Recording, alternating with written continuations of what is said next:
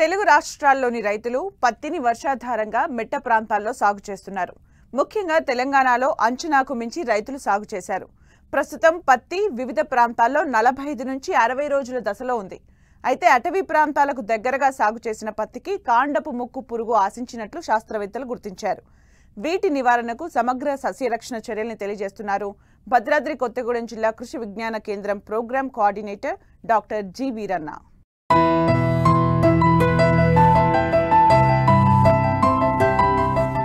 పత్తి పంటను ఆశించి నష్టపరిచే కీటకాలు ముఖ్యంగా 2 రకాలు: రసం పీల్చే పురుగులు, కాయతొలుచు పురుగులు. బీటీ పత్తి వచ్చిన తరువాత కాయతొలుచు పురుగుల ఉధృతి చాలా వరకు తగ్గినప్పటికీ ప్రస్తుతం ప్రధాన పురుగులతో పాటుగా గతంలో అసలు ప్రాధాన్యత లేని కొన్ని రకాల పురుగులు పంటపై దాడి చేస్తున్నాయి. ముఖ్యంగా కాండపు ముక్కు పురుగు లాంటివి అడపాదడపా ఆశించి కొంతమేర నష్టాన్ని కలుగజేస్తున్నాయి. ముఖ్యంగా భద్రాద్రి కొత్తగూడెం జిల్లాలో ఈ పురుగు ఉధృతిని శాస్త్రవేత్తలు గుర్తించారు. ఈ ముక్కు పురుగు లార్వాలు కాళ్లు లేకుండా లేత తెలుపు రంగులో ఉంటాయి. ఇవి మొక్క మొదలు భాగంలో చిన్న రంధ్రాన్ని చేసి కాండంలోకి తొలుచుకునిపోయి నష్టాన్ని కలిగిస్తాయి. వీటి నివారణకు చేపట్టాల్సిన సమగ్ర సస్యరక్షణ చర్యలను గురించి రైతులకు తెలియజేస్తున్నారు భద్రాద్రి కొత్తగూడెం జిల్లా కృషి విజ్ఞాన కేంద్రం programme coordinator doctor J Veeranna. మేము గత 15 సంవత్సరాల నుంచి వ్యవసాయం చేస్తున్నాము. ఇప్పుడు మనం నిల్చున్న ఈ ప్రదేశంలో గత 10 సంవత్సరాల నుంచి జామాల తోట ఉండేది. దాన్ని తీసేసి ఈ సంవత్సరం దీన్ని పత్తి సాగు చేయడం జరిగింది. ఇన్ని సంవత్సరాల్లో మాకు ఇలాంటి సమస్య ఎప్పుడూ రాలేదు. కొత్తగా ఈ సంవత్సరమే ఈ చెట్లు చచ్చిపోవడం లాంటి జరిగింది. దీనికి మా కేవీకే కొత్తగూడెం వారికి ఇన్ఫర్మేషన్ ఇవ్వగా వాళ్ళు వచ్చి వీటికి పరిష్కారంగా ఆ మొక్కల్ని చీల్చి చూపించడం జరిగింది. అందులో పురుగు వెళ్ళడం, వాటికి నివారణకు కేవీకే వాళ్ళు సలహాలు ఇవ్వడం జరిగింది. కొత్తగూడెం జిల్లాలో వానాకాలము సీజన్లో పత్తి పంట 1,67,000 ఎకరాల్లో సాగులో ఉంది. ఈ కొత్తగూడెం జిల్లాలో పత్తి సాగు అడవికి దగ్గరున్న ప్రాంతంలో కానీ లేదా యూకాలిప్టస్ సుబాబుల్ ప్లాంటేషన్ ఉన్న చోట ఈ రైతాంగము పత్తి పంటను సాగు చేస్తున్నారు.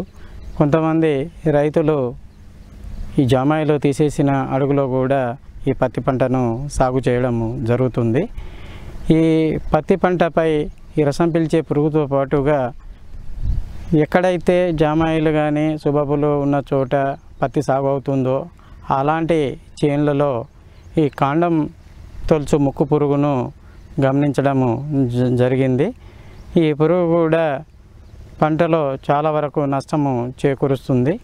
ఈ పురుగు కనుక మనం చూసినట్లయితే తల్లి పురుగు మొక్కలోకి రంధ్రం చేసుకొని వెళ్ళిపోయి ఒక తల్లి పురుగు 100 నుంచి 120 దాకా గుడ్లను పెట్టడం జరుగుతుంది. గుడ్లు పెట్టడం అయిపోయినాక ఎక్కడైతే రంధ్రం చేస్తుందో ఆ రంధ్రాన్ని మలినము గమ్ములాగా ఉంటుంది, దాంతో మూసేయడం జరుగుతుంది. ఈ గుడ్డు నుంచి ఈ లార్వా బయటికి వచ్చి మొక్కల్లో 30 నుంచి 60 రోజుల వరకు ఉంటుంది. ఈ లార్వా మొక్కలో ఉన్న ఖనిజాలాన్ని తినేయడం వల్ల మొక్కకు ఆహారం అందక, భూమి నుంచి పోషకాలు అందక మొక్క వడలిపోవడం అంటూ జరుగుతూ ఉంటుంది.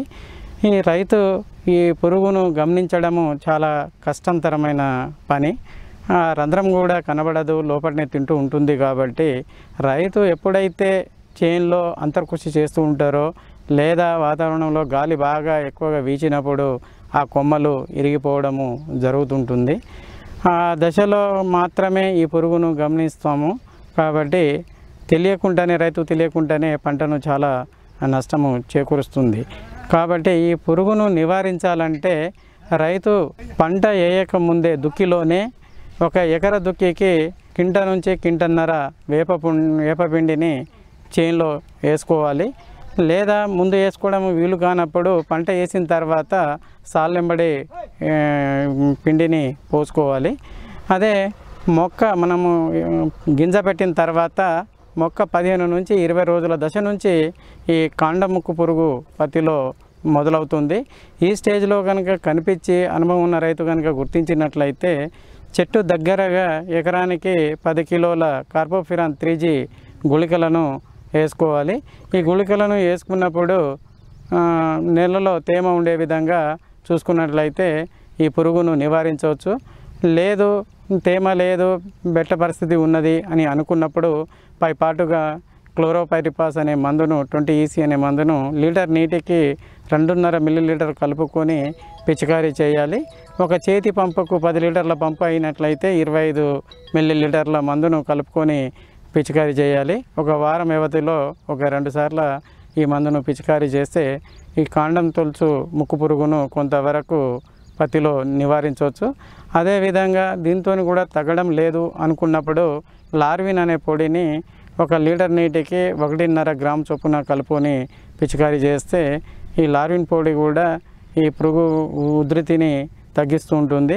ఈ పురుగు పత్తి పంటలో విత్తనం వేసిన ఈ 15 నుంచి 20 రోజుల నుంచి స్టార్ట్ అయితే మనము ఊడలు సాగి ఫస్ట్ కాపు పడేంత వరకు ఈ పురుగు లోపలనే ఉంటుంది. అంటే 30 నుంచి 60 రోజులు కొమ్మలో ఉండి తింటూ ఉంటుంది. ఆ తర్వాత రెక్కల పురుగుగా బయటికి వెళ్ళిపోతుంది. ఈ పురుగును నివారించాలంటే చేను గట్లు ఎమ్మడి పెద్ద పెద్ద గట్లు ఉన్నప్పుడు ఈ తుత్తూరు బెండ లాంటి మొక్కలు కూడా లేకుండా ఒకటి రైతాంగం చూసుకోవాలి. దాంతోపాటు చుట్టుపక్కల బెండ చేను ఉన్నా కానీ బెండ పంట ఉన్నా కానీ బెండ పంట పైన కూడా ఆల్టర్నేట్ హోస్ట్గా ఈ పురుగు అక్కడికి పోయి నివసించి దాని జీవిత చక్రాన్ని పూర్తి చేసుకునే అవకాశాలు ఉన్నాయి. కాబట్టి చుట్టుపక్కల చెత్త చెదారము, కలుపు మొక్కలు, ఈ తుత్తూరు బెండ లాంటి లేకుండా చూసుకోవాలి. పత్తి మొక్కను 30 నుంచి 70 రోజుల వరకు ముక్కు పురుగు ఎప్పుడైనా ఆశించవచ్చు. కంచెల దగ్గర, అడవుల దగ్గర సాగు చేస్తున్న రైతులు ఎప్పటికప్పుడు తగు జాగ్రత్తలు తీసుకుంటే కాండపు ముక్కు పురుగు బెడదను అధిగమించి ఆశించిన ఫలితాలు పొందడానికి వీలుంటుంది.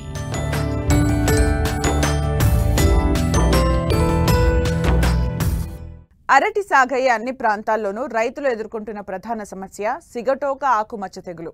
మొక్క దశ నుండి గెలకోత వరకు ఈ తెగులు బెడద వెంటాడుతోంది. వీటితో పాటు తరచూ దుంపకుళ్ళు, పనామా తెగుళ్లు దాడితో రైతులు తీవ్రంగా నష్టపోతున్నారు. వీటి నివారణకు చేపట్టాల్సిన సమగ్ర సస్యరక్షణ చర్యల గురించి కడప జిల్లా అనంతరాజుపేట ఉద్యాన పరిశోధనా స్థానం శాస్త్రవేత్త డాక్టర్ నాగలక్ష్మి రైతాంగానికి తెలియజేస్తున్నారు.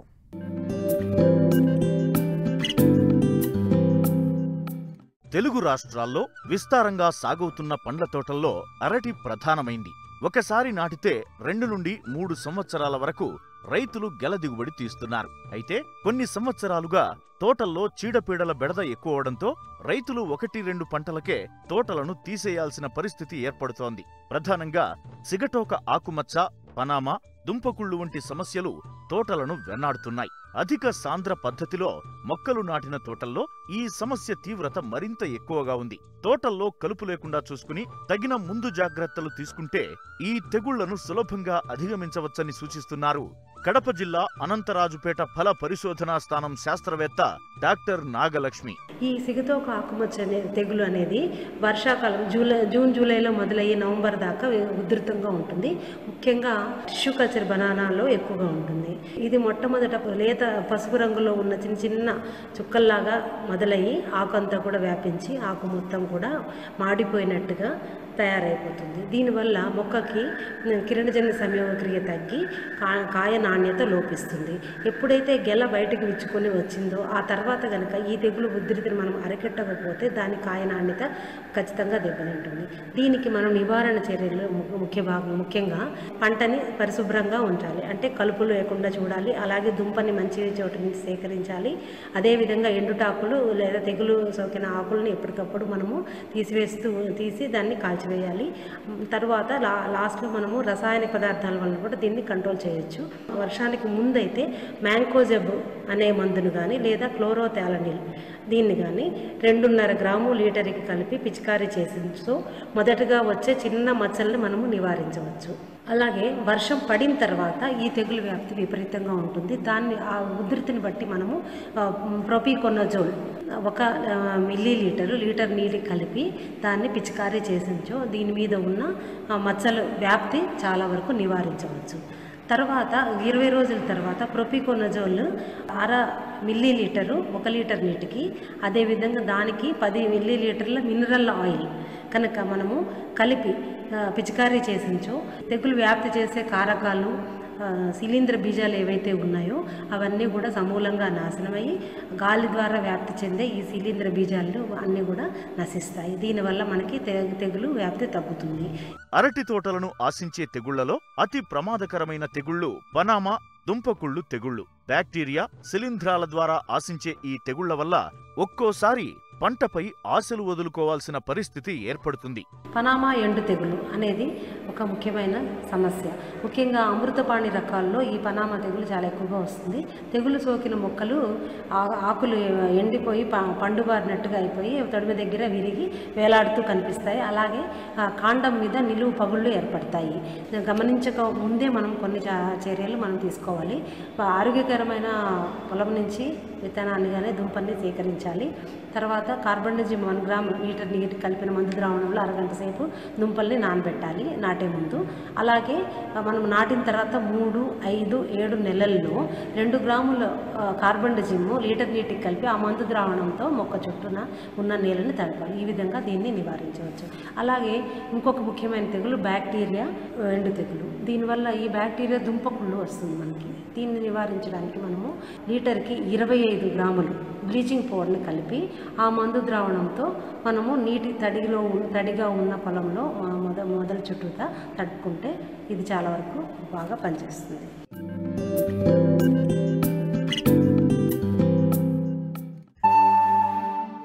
ఒక్కసారి నాటితే తరతరాలకు ఫలసాయాన్నిచ్చేవి పండ్ల తోటలు. జామని తీసుకుంటే తెలుగు రాష్ట్రాల్లో అధిక విస్తీర్ణంలో సాగు చేస్తున్నారు. నాటిన ఏడాదిన్నర నుండే మంచి దిగుబడితో రైతును ఆర్థికంగా ఆదుకుంటుంది. ప్రస్తుతం లేత తోటల్లో రసం పీల్చే పురుగైన పేనుబంక ఆశించి తోటల పెరుగుదలని అడ్డుకుంటోంది. దీని నివారణకు చేపట్టాల్సిన సమగ్ర సస్యరక్షణ గురించి తెలియజేస్తున్నారు ఖమ్మం జిల్లా వైరా కృషి విజ్ఞాన కేంద్రం programme coordinator doctor Hemant Kumar.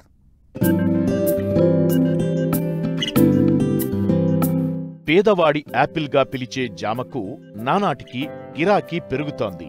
ఒకప్పుడు కేవలం దేశవాళీ జామ మాత్రమే సాగు చేసేవారు. ఇప్పుడు మధురమైన రుచులు పంచే కొత్త జాతి జామ పండ్లు మార్కెట్ను ముంచెత్తుతున్నాయి. వీటికి మంచి డిమాండ్ ఉండటంతో రైతులు పలు జామ రకాలను సాగు చేసి గణనీయంగా లాభాలు గడిస్తున్నారు. సాగులో అందివస్తున్న నూతన శాస్త్ర పరిజ్ఞానాన్ని అందిపుచ్చుకుంటూ మంచి ఫలితాలను చవిచూస్తున్నారు. ముఖ్యంగా జామ ఏడాదికి 3 పంటలు వస్తాయి. ప్రస్తుతం లేత తోటల్లో పేనుబంక తాకిడి వల్ల తోటల ఎదుగుదల లేక రైతులు నష్టపోతున్నారు. దీని నివారణకు చేపట్టాల్సిన సస్యరక్షణ చర్యల గురించి తెలియజేస్తున్నారు డాక్టర్ హేమంత్ కుమార్. ఖమ్మం జిల్లాలో ప్రస్తుతం ఉన్నటువంటి పరిస్థితుల్లో చూసుకున్నట్టయితే జామ తోటలు ఎక్కువ విషయంలో సాగు చేస్తా ఉన్నారు. ఈ పరిస్థితిలో ఉన్నటువంటి జామ తోటలు కానీ చూసుకున్నట్టయితే ప్రస్తుతం నాటిన తర్వాత 6 నుంచి 7 నెలలు, కొన్ని ప్రాంతాల్లో 10 నెలల వరకు కూడా ఉంది. ఈ పరిస్థితిలో ఉన్నటువంటి జామ తోటలు అంటే ముఖ్యంగా లేత దశలో ఉన్నటువంటి జామ తోటలు కానీ చూసుకున్నట్టయితే కొన్ని ప్రాంతాల్లో ప్రస్తుతం ఉన్నటువంటి వాతావరణ పరిస్థితులు కానీ చూసుకుంటే ముఖ్యంగా ఈ యొక్క పేనుబంక అనేది ఆశించి ఎక్కువగా నష్టపరుస్తున్నట్టుగా మనం గమనించడం జరిగింది.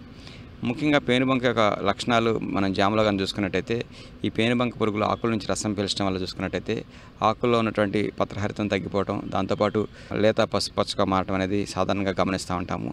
మనకి తేనె వంటి జిగురు పదార్థం రావడం వల్ల కనుక చూసుకున్నట్టయితే చీమలు బాగటం, దాంతోపాటు కొన్ని ప్రాంతాల్లో కానీ చూసుకున్నట్టయితే ఈ సూటి మోల్డ్ డెవలప్ అవడం వల్ల ముఖ్యంగా ఈ ఆకుల మీద అంతా కూడా నల్లటి మసి పారిపోవడం వల్ల కిరణజన్య సమక్రియ చాలా వరకు తగ్గిపోయి తద్వారా లేత దశలో ఉన్నటువంటి ఈ యొక్క జామ మొక్కల్లో పెరుగుదల కూడా లోపించి తద్వారా ఈ దిగుబడి మీద ప్రభావం చూపేదానికి అవకాశం ఉంటుంది. కాబట్టి ముఖ్యంగా రైతు సోదరులు చూసుకున్నట్టయితే ఎక్కడైతే ఈ పేనుబంక ఆశించినటువంటి పరిస్థితుల్లో కానీ చూసుకున్నట్టయితే కాయల కంటే ముందు దశలో కానీ చూసుకున్నట్టయితే ముఖ్యంగా మనకు మార్కెట్లో దొరికే ఎసిఫేట్ అనేటైతే 1 గ్రాము లేదా ఎస్టాంపిడ్ అనేటైతే 0.3 గ్రాములు లీటర్ నీటికి కలిపి మందులను మార్చి వారం 15 రోజుల వ్యవధిలో 2 సార్లు కనుక పిచికారీ చేసుకున్నట్టయితే ఈ యొక్క జామలో వచ్చేటువంటి పేనుబంకను సమర్థవంతంగా అరికట్టి తద్వారా జామలో మంచి పెరుగుదల తీసుకొచ్చి తద్వారా మంచి దిగుబడి సాధించడానికి అవకాశం ఉంటుంది.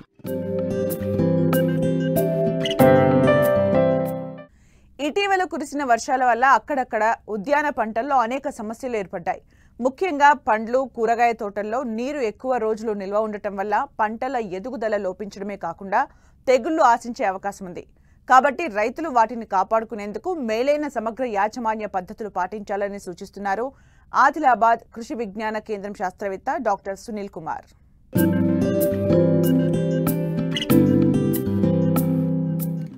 ప్రతికూల పరిస్థితుల కారణంగా ఉద్యాన పంటల్లో అనేక సమస్యలు ఏర్పడ్డాయి. ఇటీవల కురిసిన ఎడతెరిపి లేని వర్షాల కారణంగా ఉద్యాన పంటల్లో నీరు ఎక్కువ రోజులు నిల్వ ఉండడం వల్ల మొక్కల వేర్లకు గాలి, సూర్యరశ్మి అందలేదు. దీంతో కిరణజన్య సంయోగ క్రియ సరిగా జరగకపోవడం, మొక్కలు ఎర్రబడి చనిపోయే ఆస్కారం ఉంది.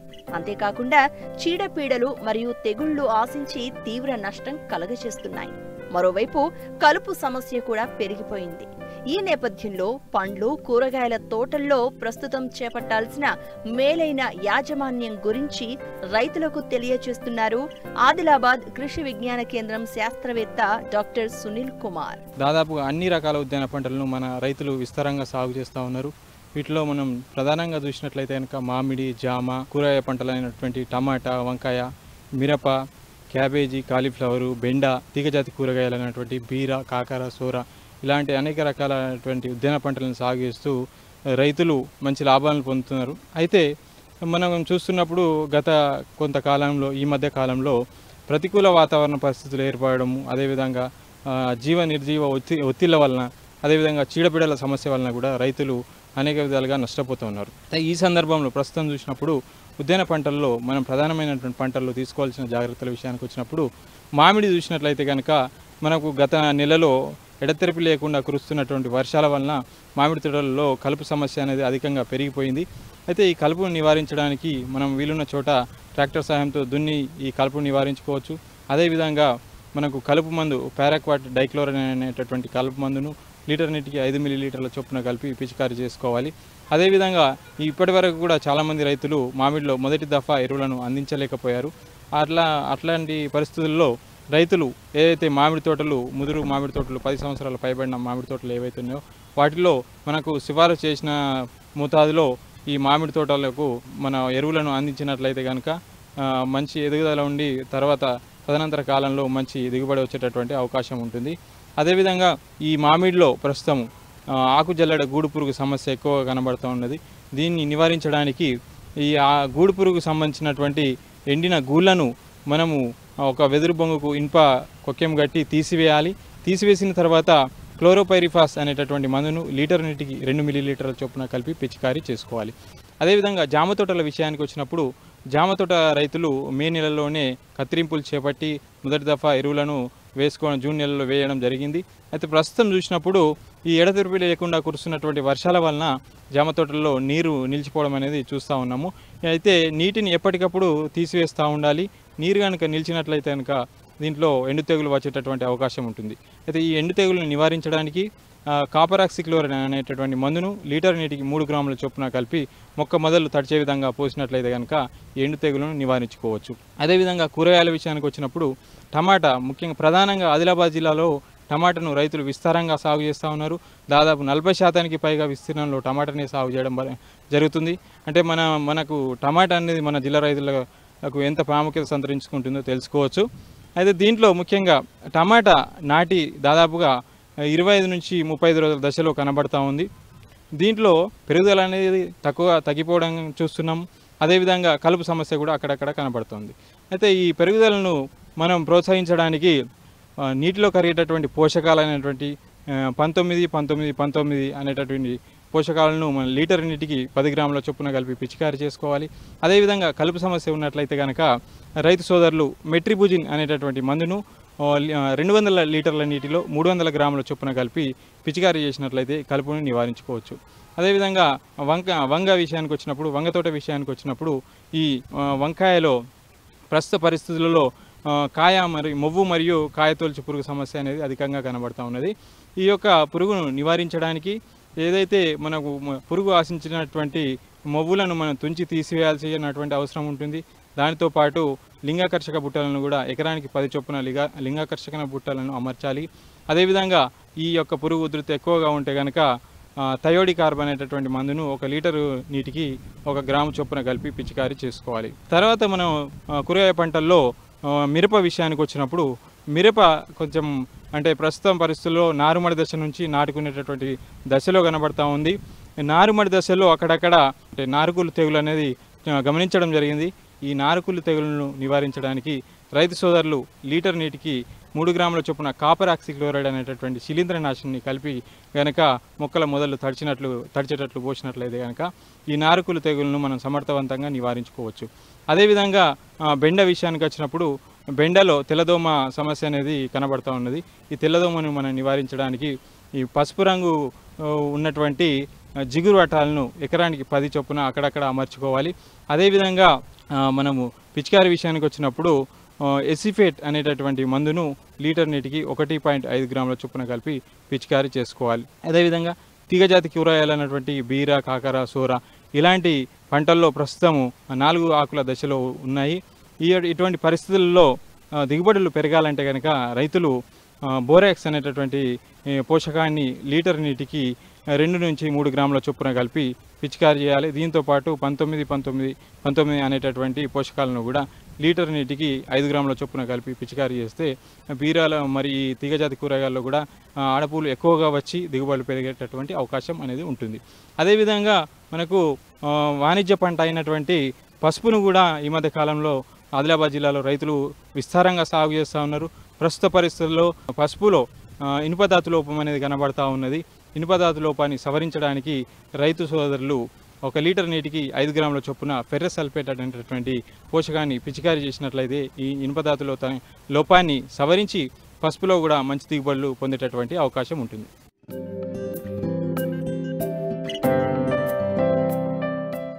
వ్యవసాయంలో సమస్యలకు, సందేహాలకు సమాధానాల కోసం మట్టి మనిషి రైతుకు అండగా నిలుస్తోంది. మీరు సంప్రదించవలసిన చిరునామా మట్టి మనిషి 10 TV, road number 36, Jubilee hills, Hyderabad 500033. మా ఫోన్ నెంబర్ 04030 101010 8897186111. మరిన్ని ఆసక్తికరమైన విశేషాలతో ప్రతిభా బయోటెక్ కొకోలి సమర్పించు మట్టి మనిషి కార్యక్రమంలో మళ్ళీ కలుసుకుందాం. అంతవరకు సెలవు. నమస్కారం.